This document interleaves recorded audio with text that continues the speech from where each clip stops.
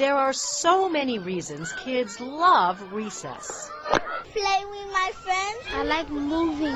But just because playtime is fun doesn't mean Lindsay Bascom stops teaching. Alyssa, what were you thinking when you were pushing him into the fence? There's a lesson about resolving conflict. I need you guys to apologize to each other because that's not how friends act. Let's say like a handshake maybe, or like a high five or something. Okay. In the bowling alley, Oh, good job. You got both of them down. a lesson about sharing You can either play or you can go play with somebody else, but you can't take one for yourself. and asking rather than taking.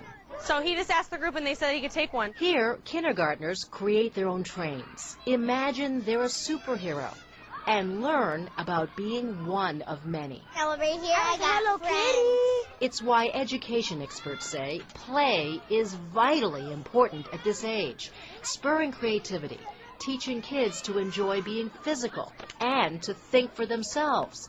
And yet, not only has there been a decrease in playtime in schools, but I think there's been a decrease in playtime at home. Barbara Bowman heads early childhood education for Chicago's public schools. Many of the lessons that were learned in kindergarten a generation or two ago are now being learned at 3 and 4 in preschool.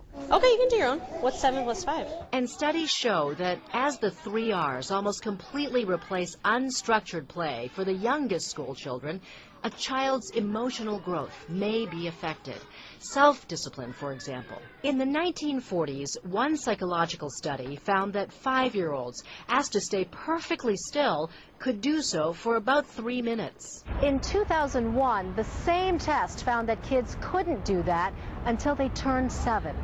Play has gotten a bad rap. Dr. Jillian McNamee teaches child development to other teachers at the Erickson Institute in Chicago. Writing, reading, playing, talking kind of all blend together. Dr. McNamee says the pressure to prepare for federally mandated testing, starting in the 3rd grade, has forced out playtime. Children pick up, you might say, the contagion of pressure. It is seeping into the classroom in a way that is undermining learning. Which brings it back to parental involvement. Try it again. Cesar Salgado is well aware of the grades that his son Moises is getting at Chicago's Erie Charter School, but they both fervently agree no cutting back on playtime. That'd be really bad. If you don't have that escape, it makes the classroom harder. Nasida Kwan, NBC5 News.